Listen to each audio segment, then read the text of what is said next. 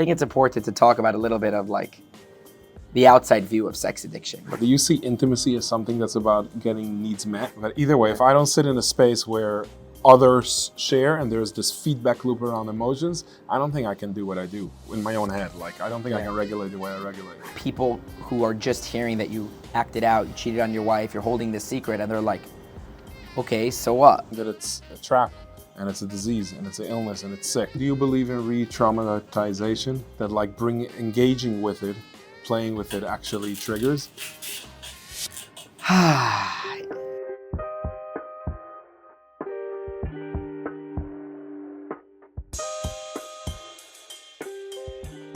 Thanks for being here. The weather is helping. Yes. Right? We tried this before and it was just raining and raining and raining. Yes. And then yesterday I was like, it's a good week to talk about what we want to talk about. Yes. For my audience, for my viewers, JJ is a therapist and also in Ginnig for many years and very well known on the West Coast. Currently, a lot of my viewers are East Coast, but maybe now people that know you see this.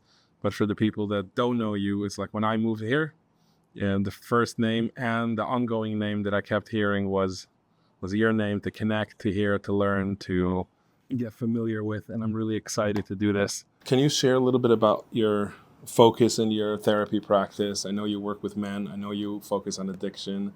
So can you share a little bit about, what you do? Absolutely. Thank you for having me here. Thank you. So I am a CSAT, which is a certified sex addiction therapist. So I primarily am dealing with men who at some point of their life started getting addicted to all forms of sex. So anywhere from transactional sex, which is from massage parlors, prostitution, strip clubs, anything, to pornography and social media, various ways of intaking sexuality, lust, fantasy, intrigue as a form of an escape, as a form of an addiction. And so as a certified sex addiction, they come in and we start diving in as to why they're doing that, despite it hurting their lives, right? Is it always hurting their lives? Or are people coming to you because their wives don't like it or they think their wives don't like it? Let's jump right into it. So most of the men I work with are initially coming in because of a discovery, which means discovery is a term that we talk about. We talk in sex addiction world as they got caught. So usually their wife picked up on it. In some more exciting cases, somebody, outed them to their wives. And then they're thrown into complete chaos, crisis mode, there's rupture, and they're looking for anyone or anything that can bring some words to what they're going through. Usually with sex addiction, it's a very isolated, right? It's a very isolated behavior. Like with any addiction. Yeah, but in a way you can hide alcohol, you can hide drugs. You can't hide alcohol, you can't hide drugs. Like at the end of the day, you're coming home to your wife, you're gonna smell. Right. You're gonna hide the pills, you see the eye. There's a lot of noise, and also it's also clear, like if you're sitting at a Shabbos table and you're not drinking, everybody at the table is gonna pick up that you're not drinking. Right.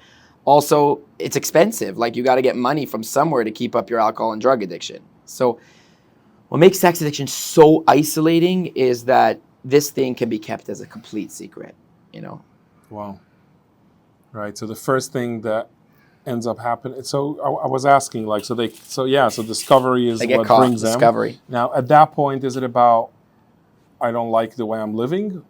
So is phase it always one, like that, or is there a phase where I liked what I had, I just don't know how to manage both at this point? Yeah. So what I've seen in phase one is it's very much about the optics. So they want to come in and they want to make sure that they're going to do what their wives are going to think they need to do, so they start feeling somewhat okay, safe again. And by the way, there's a big part of that creates safety for the wives, even if it's optically, even if they're just doing the doing the motions, going to a treatment center, going to SA meetings, and they aren't yet at that stage of being there for themselves, being there for their wives.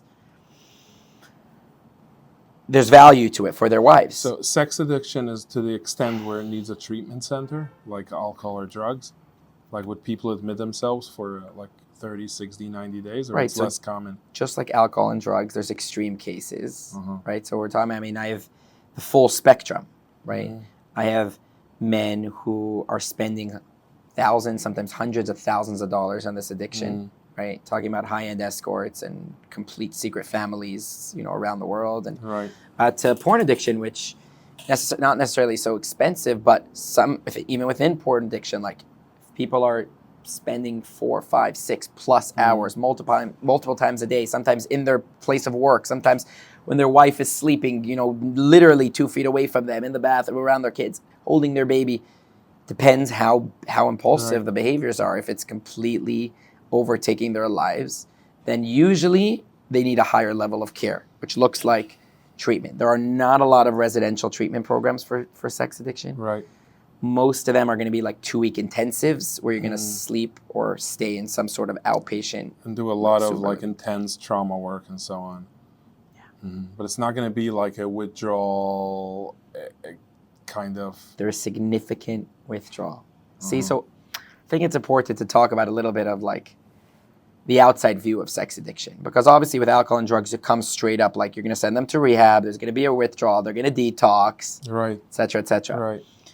There's also an understanding that it's like a trap, and it's a disease, and it's an illness, and it's sick, and therefore, like in the best of ways, not we're going to get to that later, like ultimately sick, or there's a part of, but there's an understanding that this person is struggling and suffering.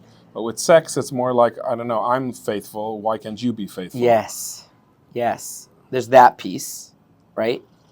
And then the other piece is, which is really sometimes can be really scary, is people who are just hearing that you acted out, you cheated on your wife, you're holding this secret, and they're like, okay, so what? Like, isn't that what all men do? Or isn't that just a taiva? Or isn't that just because you like sex a little bit too much and your wife isn't giving it to you enough? Or isn't it because your wife just had a baby, so of course you deserve this? Like, you need an outlet. Like, that's a guy's response, or that's the both? There's really? The society, a lot of society, a lot of guys, a lot of society, a lot of parents of their kid finding out that they're in a sex addiction, like, don't believe in this concept that it can be like that. So painful.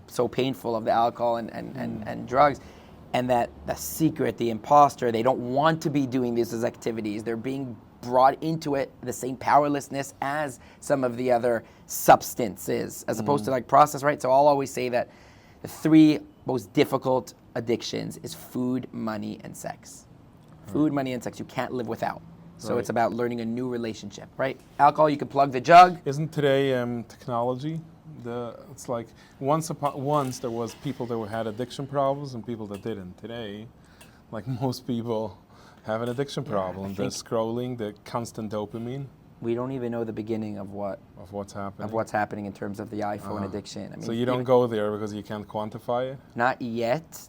They're creating all sorts of training programs now for gamers, right? Like addiction to video games. But phone, I mean, yeah, I believe there's going to be, like Matti, like a huge resurgence very soon. I mean, people I know and myself, there's constant, things that I see myself falling into places where I never thought I would be one of those scrollers, and I have to delete my apps and so on. Yeah. Okay, so we're focused on those 3, on food.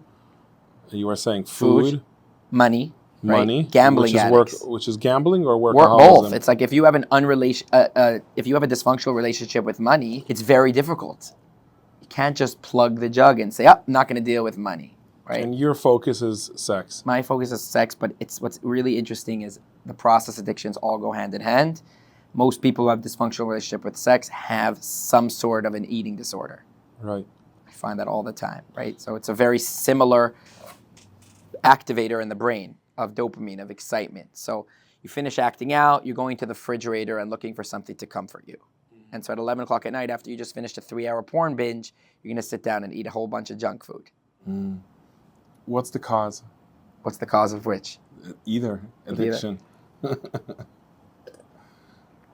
So for them, it's like the causes my wife sent me here, or like my life is falling apart. But when you meet someone, when you relate to the word sex addiction or any addiction, what's your relationship with the word? Yeah. So like we kind of started that most of the men are coming in because there was a discovery. Right. So my approach is for them in the right time. Usually it's not that first or second week because that we want to take the fire out and get everybody to kind of realize what's happening, create a sense of safety, put some initial boundaries right away in the relationship. And then I want to get them to a place of seeing how much pain they're in.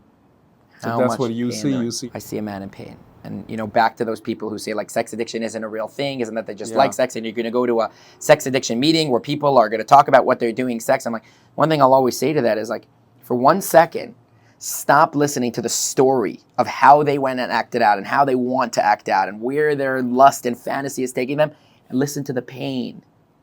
There's so much pain in the inability for a man to just be, to feel, to be present without instantly having to run to something. And that buildup of instantly always running. Rabbi Jacobson said something wonderful in his podcast with Ellie Nash, that porn isn't a problem, it's a solution. Yeah. So a solution to what? Like what do life. Can't feel. Feelings are too overwhelming, too scary. And so I'm going to go to something that either allows me to feel something, intrigue, euphoric, excitement, happiness, a tangible feeling, right? And a lot of people say, like, people self-harm because they want to put a tangible, concrete feeling to the pain. Or to further bring you away from your feelings where you're completely in another world. There's too much pain. So I can resonate with that. Like I'm a super addictive personality. And if it's healing is my latest best one, but really struggling with so many different addictions throughout the years. And, healing addiction. Yeah, that's like the least shameful one.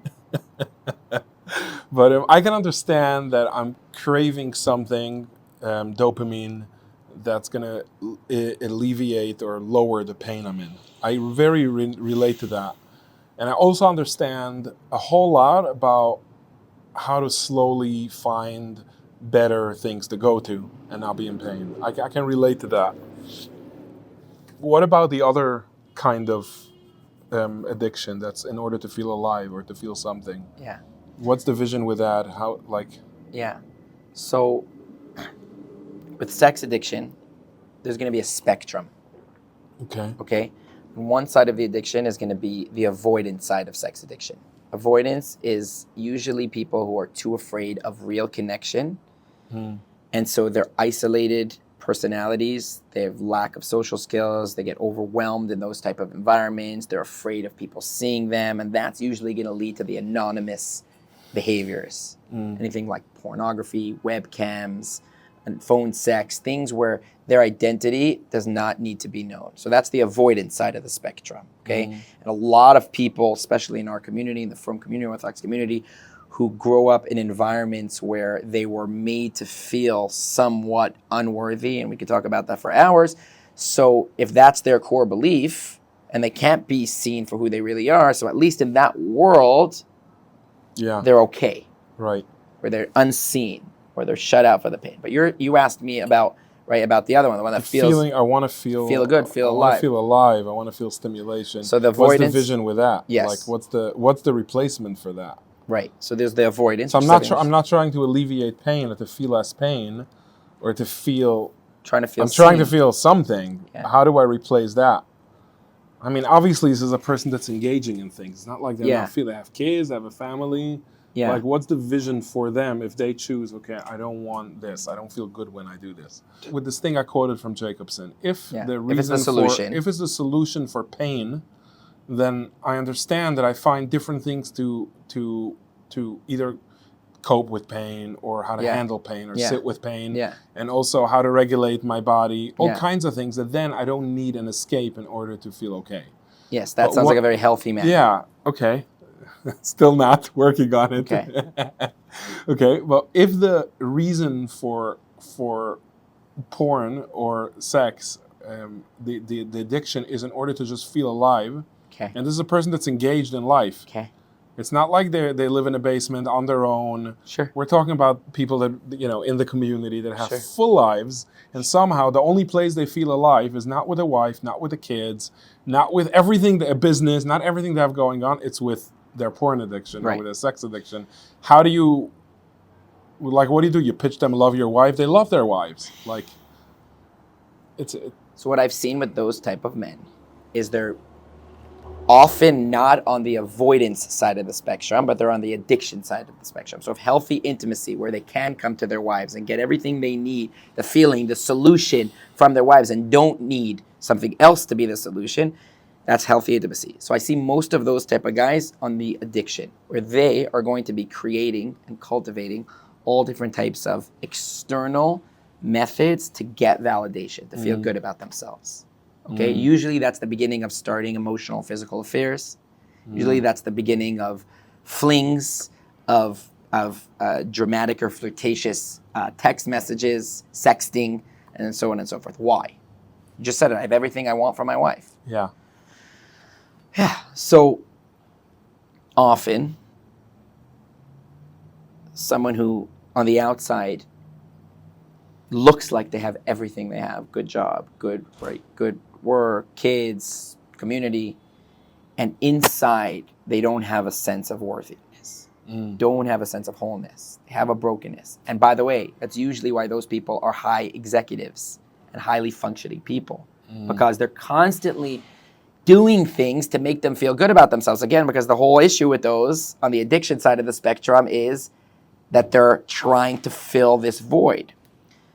It's not doing it, and it can never do it. So then, hey, you know what will do it? Something that's euphoric, something that's intriguing, a compliment from that person's wife, or a comment from that woman, or I've always looked at, or always craved, or always wanted attention from, and now she's giving me attention. Momentarily, or when you're in that bubble, that feels incredible. That's something that you can never get from your wife. That can make you feel alive. And sometimes you can even get that from the porn side of the spectrum, right? Where, hey, guess what? My wife, or one's wife, doesn't give them what they want in bed, you know? Guess what they could get in porn? Yeah. Anything they want. So that's why it's so almost like stimulating, exciting. Stimulating, exciting. So it's external. how do you help? Let's talk about this. Let's talk a little bit about this type. Yeah. Right? How do you help this man? Yeah. Or what do you, how do you support him? So usually that man is harder recovery than the isolated man, right? Is the avoidance man. Because the avoidance man is usually, they didn't cross any boundaries with other people. They're afraid to. Like some of them even 12 steps or around the community, they share like, I wish I could have at least acted out with another person. It's so painful for me to be in this bubble of isolation where I'm staring at a computer screen for hours and hours and hours. So they, I find, are easier to get to a place of I need help after the discovery of their wives. Or often, if there are people coming in for recovery and it wasn't a discovery where they just really want to get the help because they're sick, a lot more on the porn side. Usually when it comes to the external validation, they need to get caught, but not always, okay? This is a world. There's a lot. It's so interesting because my relationship with all of it is very 15 years ago. It's very interesting because do you relate that you're saying like a wife that a guy that gets what he needs, his needs met? Do you see intimacy as something that's about getting needs met? I want to come back to that answer because the answer, to skip ahead, is a man needs to get certain part of his needs met by a woman. There's a very delicate part of the masculine that needs to be held by the feminine. However, there's a lot of work that needs to get done for that to happen. Yeah. Okay? And usually, we're talking about sex addiction, usually if there's rupture, which means if there's a discovery or a disclosure where somebody came and told their wives, hey, this is what I'm up to, it takes a long time and a lot of healing to be able to open that up. And for sure, kal v'chomer, a million times more before the discovery, before the disclosure, where the man is in active addiction, for him to at all be able to lean in for his wife to hold that. So even if he's having everything he needs, he's having sex, family's good, seemingly everything's seemingly okay. The woman's not holding that part of it. Right, so there's a part of him that's very isolated, Yes. which creates a that's where this thing is, like it's a solution for that specific isolation. Yes. So it's not, now at this point, it's not so much about the childhood trauma anymore, it's about the ongoing isolation within the addiction, which keeps creating more of it. Yes, which is the cycle, right? That isolation. So addiction has a starting point, I guess, in childhood, adolescent, early adulthood. Then at some point it starts something that keeps just... You cross a line, and then you're in the addiction mode. And then this is like it's self-containing. Yeah. It gives fuel for the next round and for the next round. Yeah, right? The consequences of the guilt and the shame put you back into preoccupation. And that doesn't matter if it's someone that's looking for just more feeling alive or someone that's just surviving pain. Yeah, for sure. That's where both of them are. But that's why, by the way, a lot of people now are coming out and, saying 12 steps, addiction is not forever, right? How could you call somebody an addict? That's a kind of a life sentence. And at the beginning of my work, that was a very triggering concept because, I'm somebody who did find a lot of recovery and healing in the 12-step world. Yeah. And I needed at the beginning of my work to hear and to understand how my brain works as an addict, as somebody who's no matter what, 1,000,000 out of 1,000,000 times will go back into the arena and lose, as somebody whose brain doesn't give a rat's ass on what I do or the work I'm doing. I'm always going to go back to it. So I needed to say, okay, I'm an addict. This makes sense. There's other people like me. This makes sense. And now if I just work the steps, compound all the things, now as my own healing is evolving and my work with others is evolving, I could see that if you can go back to the childhood trauma, what you're talking about, before you were conditioned to be in the addiction cycle, to look at yourself back from a place of before the rupture happened within you, there is space to heal the underlying issue that made you go to that solution to begin with. And maybe your wife can be the solution and not the acting out. Does that make sense? Make sure you get that. So I think that you're describing two mindsets around, or two perspectives around addiction. And tell me if I got this right. One is I'm an addict and I'm powerless. Yeah. And I'm sick. Yeah. And I'm a very sick person. You mentioned I have a before. disease. And to this mindset, there's a lot of said that's not helpful. And what you're saying is that there's different times and for different people. That the other way to look at it is like I was in my core, my inner self is whole and not sick and totally okay and always been okay and always will be okay. And there's absolutely nothing wrong with me and I'm not sick and I'm very healthy. But you're saying that that's something to work towards because there's a place in this cycle where it doesn't exist. So I guess I was fortunate because I was almost never, like maybe in my early 20s, I was almost never in a place where I actually believed that I'm powerless. And I think in other areas of mental health, I always thought that, my work as a coach. And in coaching, it's all about tools and mindsets. To the body, somatic, but it's in my head, and I have this enormous amount of koyach over my life. And at some point, I was judgmental over mental health or mental illness as a whole. And I had to go through a 3-year complete crisis to understand that there's a place in time that different mindsets can work, and there's a place where it doesn't work. I can actually. There was a time where I just shook on the floor and I couldn't work. I couldn't do anything because I was so anxious. And I'm like, oh, that's what this is for. So I think you're describing a similar. I'm describing this around anxiety, but you're like before this couple of years, I was like, okay, anxiety, take a breath, tell myself something else, and you're describing this around addiction. So for the addict, he's not even allowing himself to feel that anxiety, right? Shaking on the floor can be a good thing. Right. Because at least they're feeling. When you start the addictive cycle, you're not allowing that to come in. And that's the powerlessness, where you're right away using porn as your solution not to feel that anxiety, that fear, that depression, the shaky, trembling, all of that, right? Seems like you've been able to stay in your body. So it starts off something really destructive, and that's the illness. where I don't even notice what I'm feeling under. So when we talk about someone, an individual that is very interested in and intrigued by porn and sex because it gives them, it's exciting, you don't particularly think that it's only the excitement. There's a need for the excitement because of, I don't know, something else, like a pain point. I think at the beginning, I mean, for a healthy person to come across pornography, right? I know people who pornography helped their sex life, right?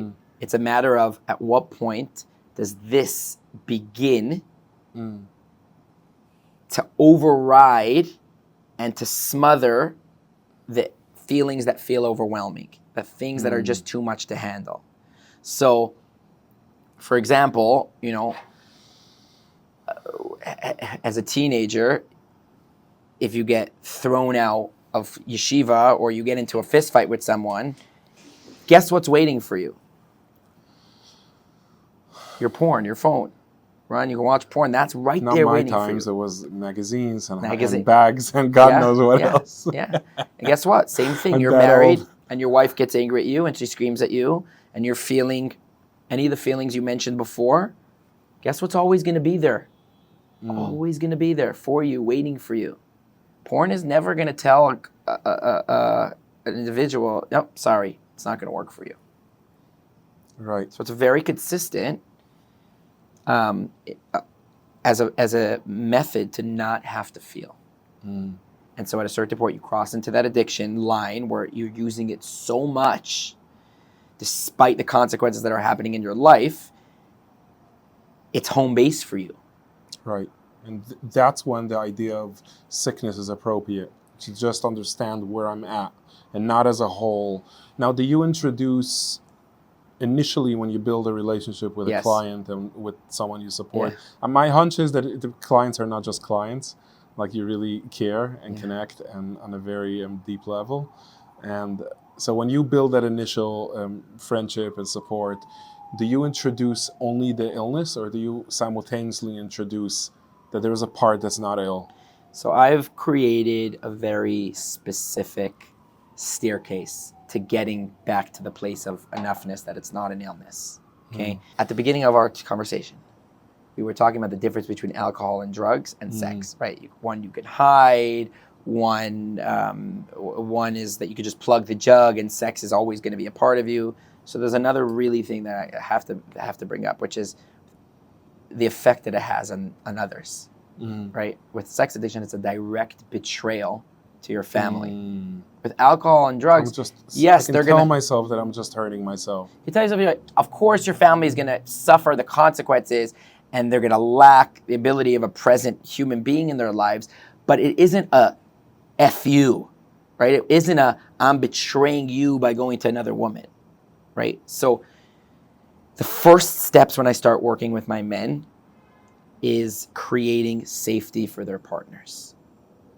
Before we even get to any conversation around what was going on behind the scenes, what are you running from, what's the underlying addiction, and so to create that safety, I see it as right now, you cannot continue to be the man you were till today because that was hurtful to your wife.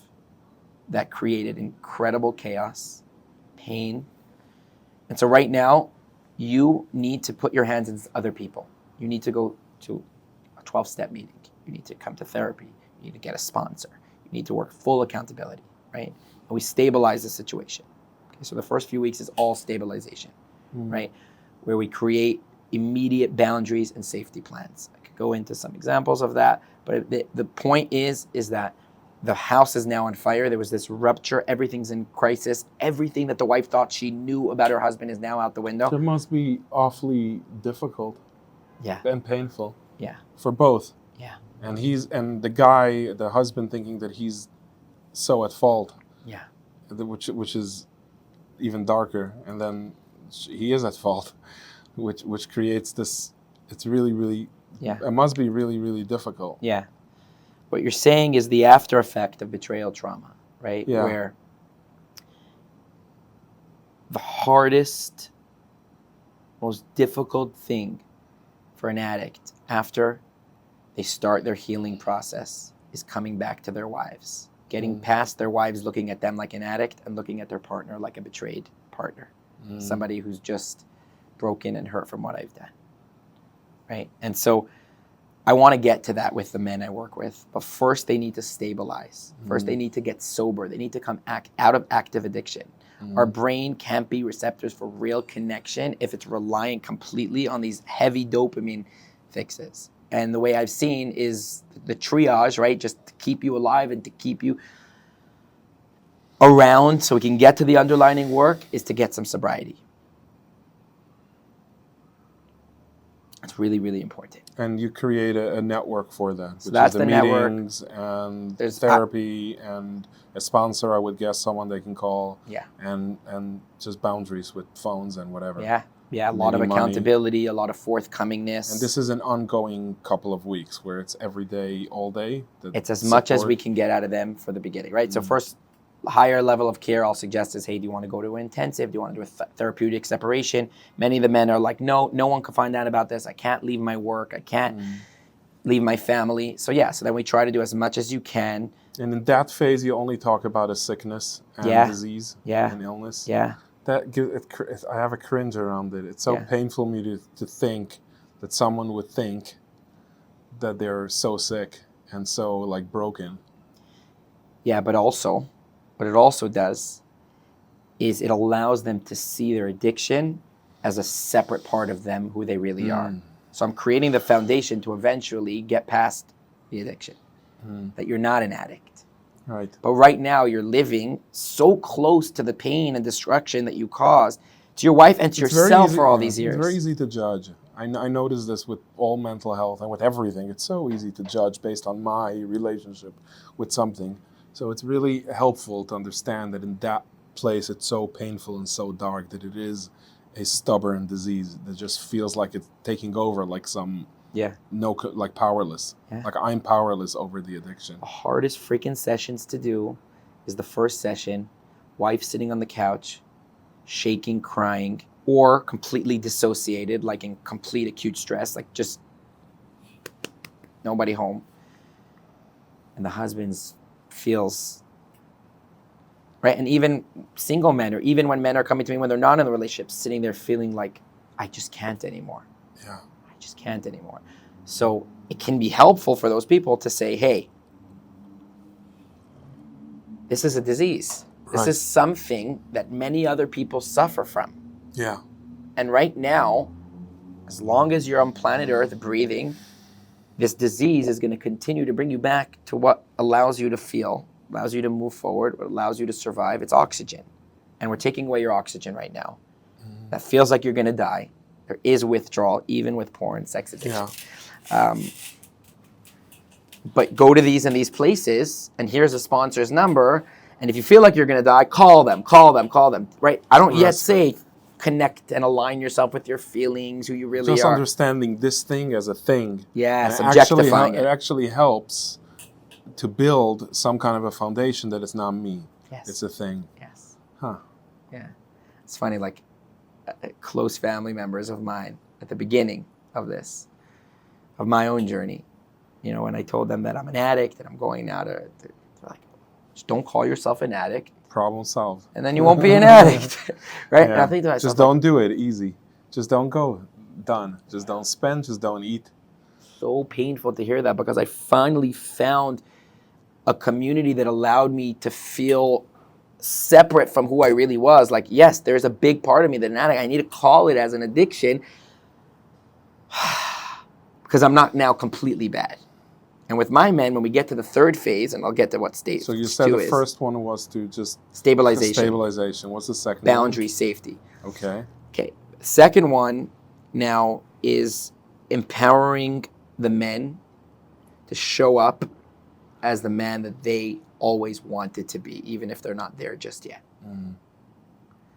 Which means you just took something away from your wife, from your family. Trust. Took that away from them. And because of that, they are in no space and no place and no shape or form to hold your emotional baggage. And so there's going to be a lot of emotional baggage, right? How did I get here? I didn't want to do this. I will still want to go back out and continue it. You're taking away all this turmoil cannot be brought to your family. Right. Given that it's separate from me, it's also separate from them. Yes. And I think that if someone wasn't discovered, that's really where to start. It's like there is the family, which is whole, and I can show up, and then there's this thing where I can work on it and deal with it. Yeah. So the way they do that, I mean, I'm a big believer in building men having men in their life. You know, I grew up with a lot of sisters. Grew up with a lot of feminine energy around me. I can remember, you know, at any family simcha, I want to hang out with the girl cousins. I want to be around that energy. I remember in yeshiva or like when all my friends are going out to a ball game or just hanging out, I'm on my phone trying to see what girl I can hang out with. Because when I'm around men, I'm uncomfortable. And so part of this... Why am I uncomfortable around men? Yeah, because around women, I feel more understood. Again, it's all false, right? It's all in my head where I can manipulate a conversation for them to either take care of me or me taking care of them. Assuming that with men, that can't happen. And assuming that I'm not going to fit in with the men, A, because I can't manipulate them the same way, or because they're not going to accept me or judge me. I mean, they're not gonna accept me and judge me, and yeah, I just had a very deep comfortability with the female energy and with the men energy, and that's part of the reason why I was never able to do some of the masculine stuff in my life, and many of the men I work with can't take accountability, take responsibility from their family, show up in ways where they can feel pain, build trust, feel pain. What a thing! Like no, men don't feel. Yeah. It's like I always tell people, like, if men don't feel, let's go to a bar and listen to the commotion. Yeah. It's all men and it's all feelings. Same with a stadium. Yeah. Men feel. It's just painful feelings or incapable feelings is really scary for men to feel, and like around men. And at the same time, opening up about feelings to a woman is the sexiest thing in the world. So for these guys to have women in their life outside of their feels great, feels understood. I felt so understood by women, but by men it was scary to show up like that. And at what point did you choose this career? At what point in your age or journey did you go to become a therapist before you wanted to focus on, or did it go hand in hand? So on addiction and recovery? I believe that every single stage of my own personal recovery and healing was for me to go through it so I could help my clients, so I could help people I work with. It's so clear to me. And like looking back at the guys who I would work with when I started at 21, 22, and I only had phase 1, for example, I only had the CSAT information that they teach you in sex addiction school, which is like just stabilize and boundaries. And I didn't have the language or the tools to tell the men to go to other men and show up where they can take care of their families and start becoming intimate and forthcoming. I look back at those clients.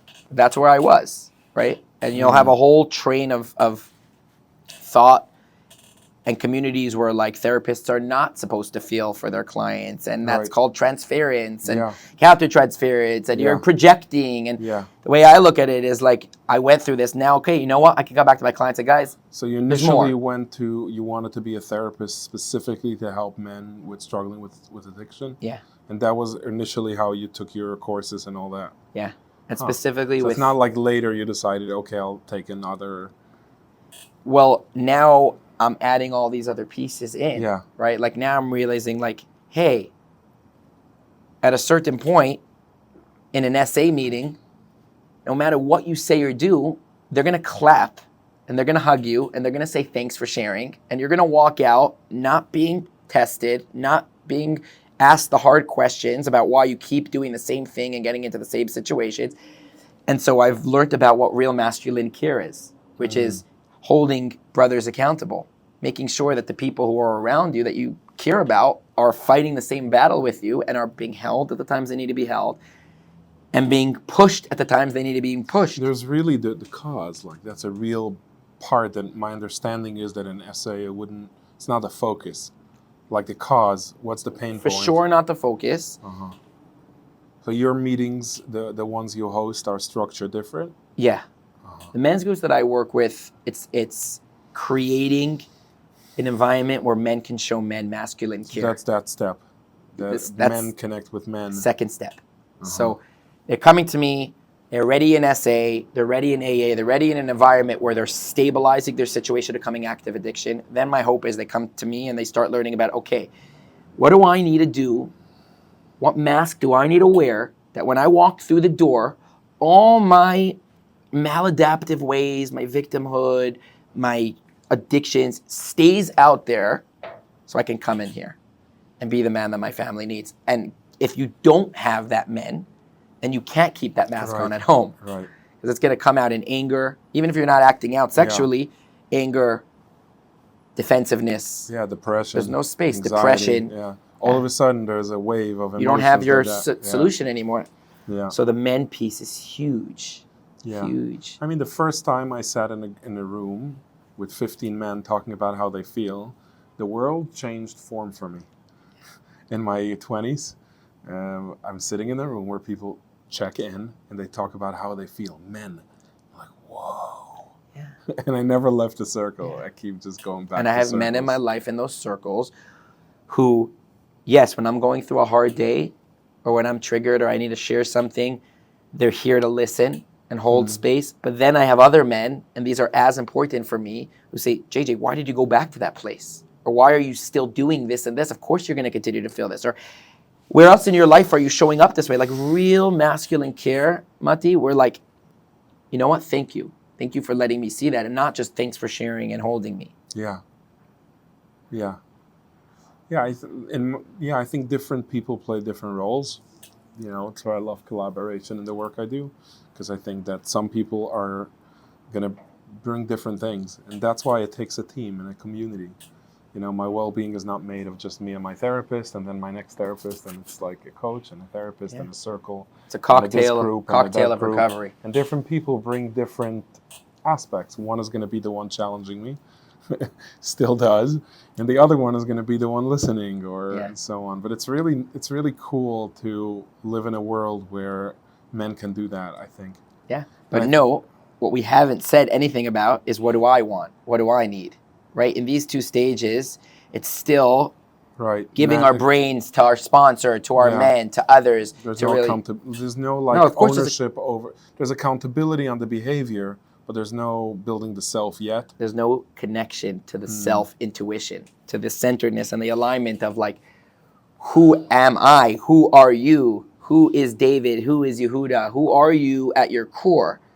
Yes, you needed your men to push you to be the best self. You needed your SA groups to help you count your sober days and give you medallions and cheer you on. But now, stage 3 is, and I understand you do breath work, stage 3 is just coming in yourself finally. You feel safe enough because you have men, because you have recovery. Oh, what's that like? And like... to start existing. Yeah, and being... More and than how far in do you think you find people? I know it's very difficult to generalize, but how do you see it? Like, is it? If someone was able to stay sober, which means they're not keep relapsing back into that active addiction, okay? They've gotten some time under their belt. They've really worked in a men's group, and when I say work in a men's group, is come to those circles that you're saying and share and learn how to be vulnerable, learn how to feel, let other people hold you. I think at that point, it'll be like, okay, let's start coming back to who you were. So this is a natural, in your work with people, it's a natural process. It evolves into it. Yeah. So you don't end with you're not done with the acknowledgement of I'm an addict and taking responsibility. No. Who are you? What are you? What do you want? Yeah. What do you need? What do you like? What do you miss? What hurts? Yeah. And I even remind them and then things start clicking back. It's like, you know what? Every day when I left the meeting and in my serenity prayer, I said, God, grant me the serenity to accept the things I can't change. That's the powerless. That's the disease. That's the sickness. And then we say the courage to change the things I can. You have things that you are powerful about. You have parts in you that are still centered and connected and aligned with your deepest standards and values and terms. Do you find that people don't believe that they can do better? The addict, that crazy mind that just keeps. Yeah. I have it with food and with weight. I gain, I lose. I'm like, sometimes I'm like, I sometimes really. So just so I understand it correctly, is like you could intellectually understand all this, but like at the end of the day, there's a part of you that's just still laughing at me. It's Yeah. like, yeah, just because it's been so many years of, I don't know what the proper word is, but just failing or relapsing. It's like, okay, so I did well, and then boom, I didn't, and like there's that So first of all, we'd like negative voice. We'd like to welcome to the podcast Mati's shame voice. Mm-hmm. So beautiful. Yeah, yeah. The inner dialogue. Yeah. Let us see a little bit more. So of there's a part that, do you find that? Yeah.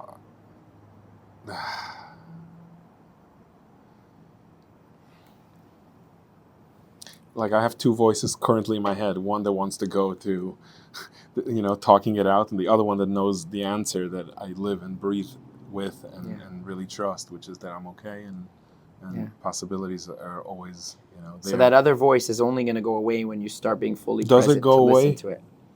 Because I talk to people, professionals, friends, clients, people that are doing really well. Now there's podcasts with millions of viewers from very famous people. There are podcasts with very simple people, and it seems to be that there's a certain voice, a negative, whining, shameful voice that just doesn't go anywhere. Mine never goes away, and it's super loud. But I could tell you, mine now doesn't put me back into the things that really hurt me and my family.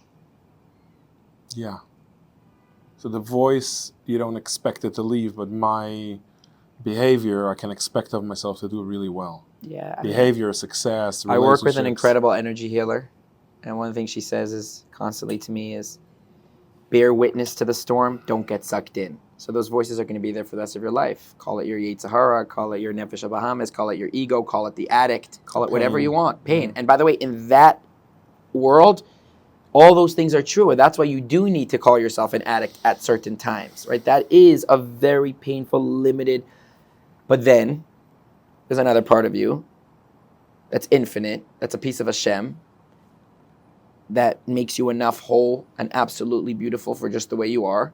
And that part doesn't need to get sucked into the inner critics. Like I was saying, like, welcome the shame voice. Like, here, go, talk, speak to the podcast. Let's hear you out. That's bearing witness. And that's something that's so freaking hard for me to do. And where I'm at now is I need to be able to do breath work and different types of ceremonies and rituals for me to finally go back into that expansion where the voices could go. I don't do anything about it. And at the end of it all, I'm still okay. So the practice of engaging with a voice is the power of breath work and different ceremonies. Controlled pain, right? Let's go in there. Let's spend time with it. Let's let it run wild. So do you believe in re-traumatization? That like engaging with it, playing with it actually triggers? Not clinically. I'm not talking about the book. I'm talking about in your experience. No. It's fierce to walk like that. It's a brave, It's brave and it's fierce and it's a warrior. Specifically from the masculine side of things, it's a very brave thing to say, I'm going to face it, talk about it, and not. I'm not talking about avoidance. If I have to pick avoidance, or I'm going to trigger myself, then I'll pick. I'm not. Avoidance is worse for me. But then there's a point where I'm like, maybe I only need to focus on Vasei Taiv and not the Sir Meira. And I think it's fierce to know that you can let it speak as much as it wants, as much as it needs, forever and ever. You're not going anywhere. Let me tell you what happens when you don't. When you don't, and you're in a marriage, right? And so the voices are what's controlling you. So then on a day where those voices are loud and your wife comes, my wife comes and says something that it wasn't so nice to hear. Maybe it was some anger. Maybe there was some shaming, whatever it was, right? It's going to connect to those voices, and it's going to shut me down. And all the work that I've been doing goes out the window, and I'm right back to defensive, talking about impulsive, re-traumatizing. Exactly. it's either I choose when and give it what it needs and have the support, or it just happens on auto. Then you're getting sucked in. But when there's a lot of talk about that when it comes to psychedelics and breath work, like the risk of seeing things and the consequence of that. So help me understand that, because if that person went through it, consciously or subconsciously, it's trapped, it's doing its devastation. So you're saying it's going to be scarier the next time you see it? No, I think it might just create, I mean, this is not theory, this is what could happen. And I think that a lot of people are very shy of psychedelics for that reason. And because it might just open up or bring to the surface something that somehow was like kept at bay, like fed, like giving the dog treats. Yeah. And now that it comes up, it might create psychosis, neurotic episodes, and really create a mess.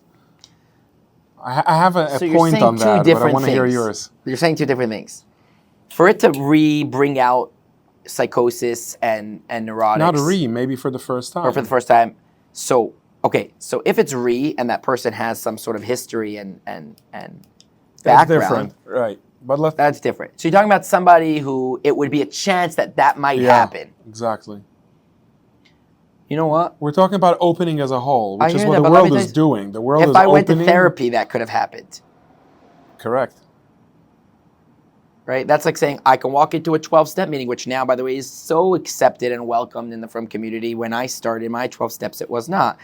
Today, maybe I could hear someone saying something else and get an idea, right? There's always going to be a million voices of why you shouldn't do something that can bring you healing. Right. A million voices why you shouldn't. Right. But I can give you 10 million of why not doing anything is a lot harmful. Or one good one that's worse. Right. No, because for certain, if I'm not going to those places, I'm going to go back to the conditioning. Right. Which does not help my life. What do you mean by conditioning? Yeah, the conditioning of needing our addictions as our solution. So there's no such a thing. Meaning, if it's in there, and it's even a conversation, do I want to face it or not? I'm already facing it. It's already in the surface, and it's already like at a risk to create a mess. There's no choice. And we don't have the luxury, like maybe my parents or grandparents, to just feed it a little bit and keep surviving and keep running. No, we're very spoiled. We want it all. We want stimulation. We want purpose. We want connection. We want love. We're very spoiled. We want everything. Or the world. In a good way. Yeah. We want it all. We want spirituality and meaning and not to feel guilty. Yeah. We want to feel feelings like... Why? Why we want it? I think it's natural. It just took thousands of years to become so normalized that we want all that. I don't think it'll be a funny thing a weird thing for a guy to have heavy feelings or big feelings in a couple of years. Yeah. It's already in my world not weird in any way. Yeah. I remember there was a Super Bowl commercial, I think it was like Nike or Gillette a few years ago, where like it just basically was a bunch of men crying. And they got so much negative feedback. Like they were trying to like take away this masculine, toxic masculinity, but the world was still holding that place. My first course was a 14-month program that I took, and it started that it was me and one more guy with 87 women. And then the one guy dropped out. It was me and 87 women. And the person running it was like giving me like honor. And like, first of all, I didn't know beforehand. Second of all, it was like, it just like, to me, like I felt comfortable. And I was very inviting for more guys to please join. And that's what I'm saying, that afterwards to find circles where men can say, I'm feeling so-and-so, and it's not a man thing or a woman thing, or it's like, it's a human. It's Feelings. A human. Feelings a human thing. That's how we started this whole conversation. It started because we were too afraid to feel. Yeah, I think the world evolves in so many beautiful ways. despite the chaos that's happening everywhere and the Yeah. intense emotions. Maybe we can Um, handle the intense emotions because we're more deeper connected. Yeah, it's a constantly going back to the choice of I'm seeing what's happening and I can hold it and I'm okay. I don't even know if it's in the mind or in the body or in the breath or through support, but just a way to constantly go back and for Yeah. me and see my mess, which is I think in a way more. I guess that's a good question. Would you have been able to do that if you would have skipped the middle stage of learning to share it to other people? I can't go on now without 3-4 groups a week. I mean, I have my own formula of groups that I like, but without sitting in a space with men, um, people, both mixed groups, men's groups. Sometimes, again, I find myself in a group where it's mixed, but it's me and a bunch of women. But either way, if I don't sit in a space where others share and there's this feedback loop around emotions, I don't think I can do what I do in my own head. Like, I don't think I can regulate the way I regulate. I think 3-4 groups a week is just like I host writers groups and stuff, and I'm like, first I'm the first participant because I don't know how to do this intense emotion thing without hearing others living and breathing feelings, and it's like, oh yeah, and this is my norm. I'm in a bubble. I'm in a great bubble of in a way normalcy. you're in a bubble. A good bubble. Yeah, but you're also bringing a lot of healing to people because, Mati, if you're going to now approach relationships from a place of okayness, wholeness, enoughness, because you're in all these circles, Yeah, and you get to that place, so people are like, okay, wow, I feel connected. I feel like I could feel around Mati. I Yeah. could feel around JJ. I could feel around David. I could feel around these Yeah. people. And then they don't need to run. yeah, And they don't need to numb. yeah, and then I don't need to. So it creates this beautiful feedback loop Yes. of okayness. I was gonna, I forgot what it was. I had a question there and something I said, but I wanted to direct the question. Why should someone consider quitting porn if nothing blew up? If no one found out? If, Who said they should? tell me. Who said they should? Okay. Why should somebody quit smoking cigarettes? Because their lungs are actively, getting, A couple cigarettes a day? I'm not sure. For me, I never knew how to do that. When I smoked, it was 3 packs a day. Right. So for the porn addict, they don't know how to regulate it. If it's somebody who's engaging it and it's not putting them into the addictive cycle where they're feeling the heavy consequences of shame, and it's not costing them money and it's not hurting their family and it's not coming up against their value systems, I don't know. And it's a moral pornography where Yeah. nobody's getting hurt. There's nothing underage. It's all. There's always that little thing that they can't tell anyone. So there's always living with a certain lie. Well, So again, is that something to work on, to not feel guilty and I deserve my porn? Or is it... Well, again, I don't know if that person's really being honest with themselves, because if I had to get to the bottom of what type of relationship they want, right, probably it's going to get to a place of monogamy. Like, would that person be okay if their wife's watching porn? And if they are? And if they don't want monogamy? If they're okay if their wife watches porn? Then again, so in their value system... But can it be something that's... recreational? Yeah, if their wives can't know. If they know that their wives can't know because they don't want to create a mess, and they got a grip on it. What do you mean they have a grip on it? It's not taking over. There's no hours of getting lost, or maybe younger. I don't know who's going to watch this. Maybe someone younger that's very curious. Yeah. But they're somehow married at 19 or, Chabad, not at 19 like the Hasidim. At 23. 23, 24. Not even 24. And assuming I can't have a conversation with them where I can ask some certain questions, give them some masculine care, and really cut to a place of them. So that's the conversation. That's what I'm asking. Like, is there a place where they're masculine and they got it, and where it's just like, it's not a deficiency. It's not solving a problem. It's just like a great outlet for them. In our conversation, I said I'm going to get back to like that part of the masculine that needs to be held by the feminine. Mm-hmm. And you could only get to that when you did the work of safety creating, the work of learning how to feel with other men, and then the work of coming inside and finding your own alignedness. Then you can go to your woman, then you can go to the feminine and say, okay, please hold this part of me, and then she'll feel safe enough to hold that. What do you part. mean this part of me? Like the part The that part that you need the holding. Which part? What are you talking about? What is the part of a man that needs to be held by the feminine energy? Yeah, because we're talking about if he's recreationally. I'm going to get there. I believe that if a man is recreationally, at least in his head, justifying, Yeah. he's holding something back from his wife. Right. So there is he's like limiting his ability to feel closer. Right. I'm not going to and say you being need to go held to more. SA. Yeah, he can't Right. fully show up. Right. So I don't even call sex addiction anymore. And I know we spoke a little briefly before the Yeah. podcast. Right. It's an intimacy disorder, which means he doesn't know how to be intimate. And so if he's done a lot of work at himself, but he's still holding on to the porn, but he's telling himself it's okay, it's just once a week, it's not making my life unmanageable, I need it, don't worry about it. So you're not saying like why should someone quit porn? Like you don't know, but you do know is that having this hook is limiting his ability for more closeness. Correct. Because he has a fix. I have Correct. a fix. And a secret. Yeah, the secret is a real struggle. Even when it's not a correct. Intuitively and energetically, it's a beautiful superpower that Jewish women have, that they always know what's really going on.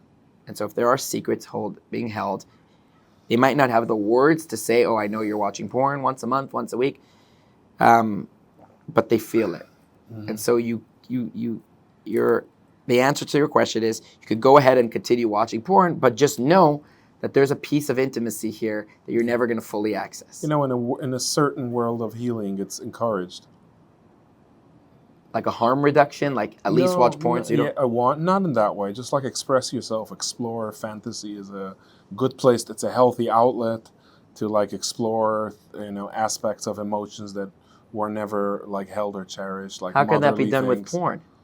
I'm not. You're the therapist. I'm saying that there's a world of therapy where exploring with porn is very encouraged. So I would say the opposite spectrum of sex addiction therapist is like what they call a sextologist, which is like a sex therapist to promote healthy sexuality. And I know some of them do use the modality of integrating pornography, but I can't see a world. Thank you. I can't see a world where porn is going to help somebody heal. Why wouldn't they be able to explore those fantasies and the expansion of capacity and curiosity with their partner? Right. Instead of an isolated, secluded, secretive way. Right. So there's something so there's something that it'll limit. That outlet, which is right, even if it's proposed as a functional, amazing, euphoric feeling. Okay, now I can't just go and engage with that same. Yeah. I don't have that craving to go and push my vulnerability with my wife. Exactly. And go so that 19-year-old guy just got married, Chassidish community, and his sex life sucks because no one ever told him anything about sex or anything about the joy or happiness or tools or whatever it is. And then he finds the ability to get any genre, any size woman, any color here, any cup size on the bra, like literally the whole entire fantasy world that they can now explore, be curious with. That's going to win over a million times than figuring it out and being curious with his wife. And even saying I want something different. And so, okay. And without that, like, hey, maybe he would be able to take the energy in the bedroom and say, you know all of me, and I want more. Yeah. Or this isn't doing it yet. Yeah. So I'm a strong believer in that. I believe that the less hooks I have, the more I put in the work, and the more my life gets better. My intimate life is like I when I thought porn is a finding, what after 10 years of working on a marriage, what could be found with my partner is something that can't come in a quick dopamine hit. And I think I'm discovering it in other areas too, with success, with money, with eating, with moving. But it's a process because the world sells us on so many quick hits from so many ways. Mm-hmm. It's like, and what's on the other side? An unknown venture that's going to take who knows how long, maybe forever, without knowing the reward or the timeline. A lot of pain to bear and traumas to trigger. So yeah, but I do relate to that a lot. That there's something that porn, even if it's very manageable, and that it's just limiting. And for me to want to restrict is actually gonna build me now in ways that I could. So I guess that comes for everyone at a certain stage, like in these steps of growth. It's like, okay, now how do I go and create closeness, intimacy? Yep. And you see people going from 8 hours a day scrolling and chasing and spending whatever money, all the way to having a safe, open, intimate relationship with their Yeah, I have partner. a client who was sleeping with every gender, multiple times a day, dangerous, public, anonymous, and we started working together. Comes from a large, ultra-Orthodox family. He worked incredibly hard to first just get sober. And then, he started building up. He started working on a men's team. And all this time, not leaning to his wife, not creating that space, not approaching his wife from a place of being able to take care of everything that the family needs. And he is doing it. They just getting back, expanding their sex life, reconnecting. They were going to get divorced. So the power of men in your life, the power of breaking through the walls and the people who never let you feel connected, feel understood, feel seen, power of breaking through that and actually going through those experiences, no matter how freaking scary they are, is tremendous. Yeah. It really opens a door that one has no access before. Yeah.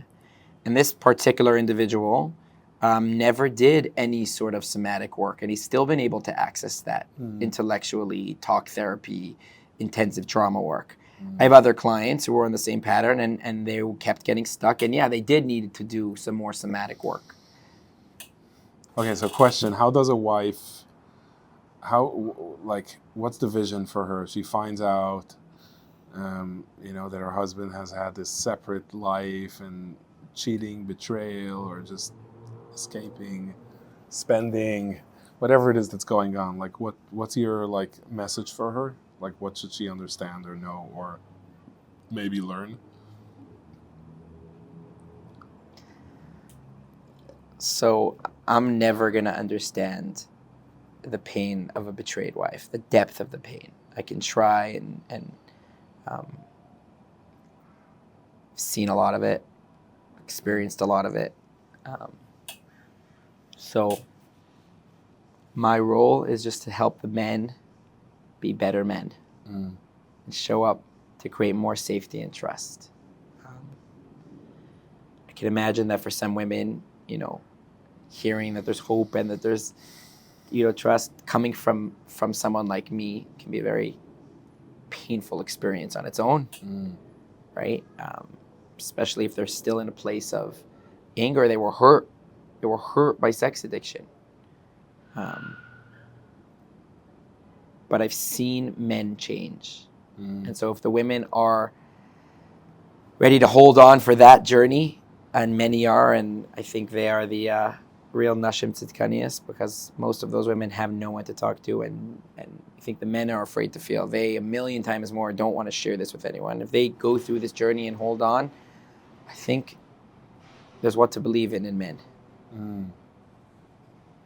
And if a guy is not caught and he wants to seek help, do you find that it's necessary for him to disclose in order to? Does he need to come clean in order to hit really an individualized process? I know that's a very generic answer, which I've yet to use today, but I've seen you've done really well by, even though everything we're talking about is so individual, you've managed to. Yeah, this one's very, very, very intricate, and I do think that they should build a nice support before they, go and break. Yeah, I do a lot of formal disclosures, which is a very trauma-informed, sensitive way to disclose it when partners are ready to disclose it, that both looks out for the partners. And by the way, throughout the conversation, we've used men as the addict and women as the betrayed, Yeah. but you know, We're talking that way because you're working solely with men. correct. But I understand that this whole thing goes Correct. either way. It's Correct. not I just feel like that yeah. should be said. Yeah. There are men who got betrayed, right? Yeah, of course. And it goes like that with any addiction or any struggle. Like we're talking about emotions being in a very equal thing. I'm always going to push for deeper intimacy. So I'm going to push my men to get them to a place of disclosure. Really? Always, no matter what. If they're going to tell me, JJ, I'm taking this to my grave, I rather get them clean time and not work with them at all. I've had therapists. Isn't it selfish to do that? If the guy is really committing to being clean forever and he's never going to engage, it's for the first time that he has support, a therapist, a men's group, like why put everyone through that kind of... Because it's going to come out. This stuff can't be, there's no such thing. So I guess, again, it varies where on the addiction place a person is. Right. If this is something that they're... So there's two ways that I'll back off. That's why it's so general and so specific. Yes. Because it doesn't so much depend on porn disclosing or sex disclosing. It has more to do with where they're at. Yes. And if the partner's sleeping with other women... Sorry, if the addict is sleeping with other women... That's you. It's not your choice anymore to decide to disclose or not disclose. First of all, you have STDs, you have potential pregnancies. More than that, you betrayed her. Someone comes to me and says, JJ, I've been watching porn. I'm done. I'm never going to do it again. I'm not telling my wife. Something I might say is like, okay, if this ever does happen again, are you committed to then telling your wife and then coming clean to this? I believe you. Go ahead, right? And again, like I've had therapists from my referrals who would be like, if they're not ready to tell their wives, I'm not working with addicts. And I find that really harmful because they're finally getting to a place where they're going to share their feelings with another man. Yeah, I want to hold on to that lifeline. I really think that's the focus point, is to like really see how they're doing, right? Because the story will tell itself. It's not that. It doesn't need to be a podcast and one-liner, tell or don't tell. But in the 12-step program, isn't it like necessary to disclose? I don't think so. I think there's a place to make amends.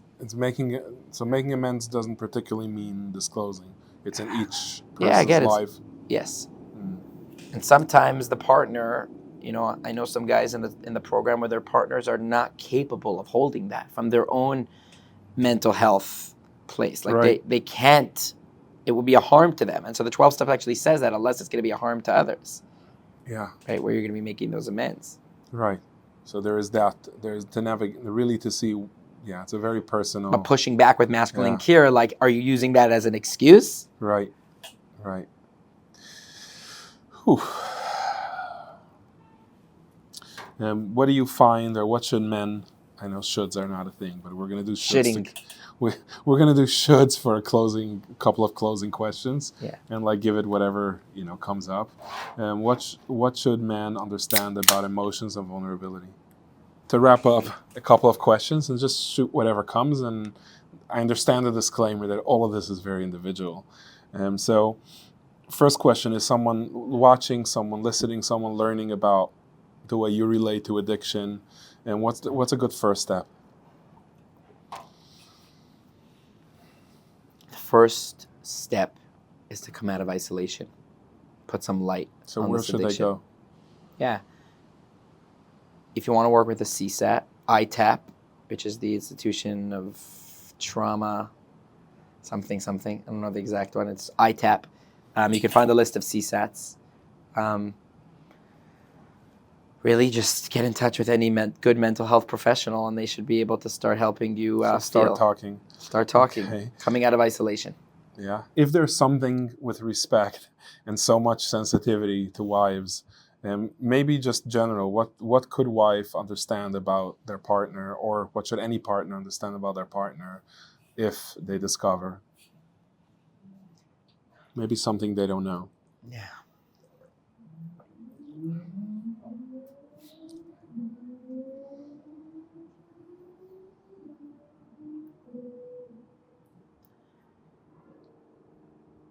Yeah, the partner should also know that they're not alone, that there's other women or other men or going through what they're going through. That's not just a cliche or generic thing to throw out there. There's a specific pain.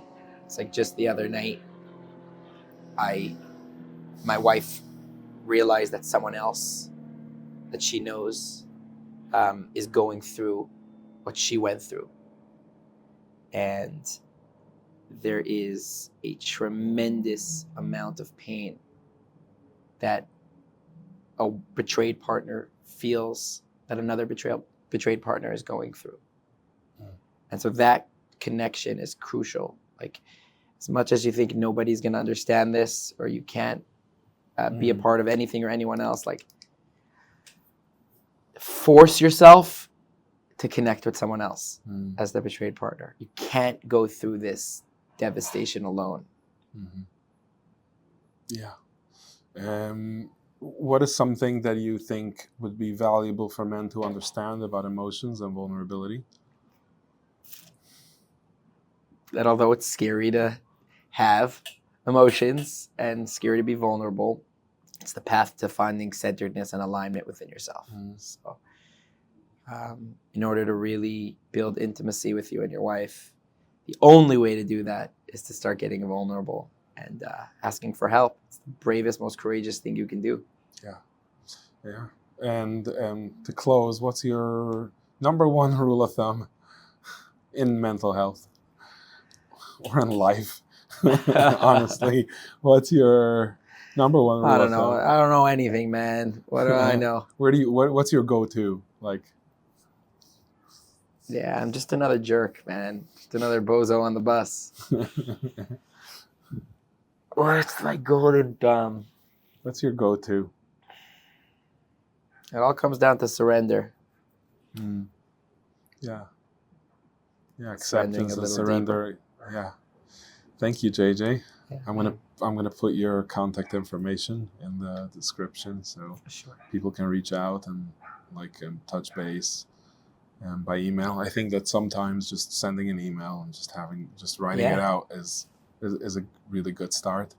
Thank you for doing this. I have a whole bunch of other things I want to talk about, and I think that for today we covered a whole lot, and I appreciate your openness and your sharing your vulnerability and your work. I'm really excited for what we're creating for May. Why we're talking about the container and the space for men, I'm so passionate about these retreats of delicately, I guess it's I can talk for an hour about it, and I think I have somewhat shared, but you're talking about vulnerability and accountability, and these retreats that I've been hosting, and now we'll create a men's space, this delicate place of emotion, vulnerability, strength, courage, and boots on the ground, steps forward. All of it coming together is what I'm trying to collaborate and create together. Very excited. I'm really excited for it, and I think after hearing what you're doing, I'm excited to do this together and to create a space where all of this can be created and offered. Yeah, we hope your audience is going to join us. Yeah. In the wild, wild west. Yeah.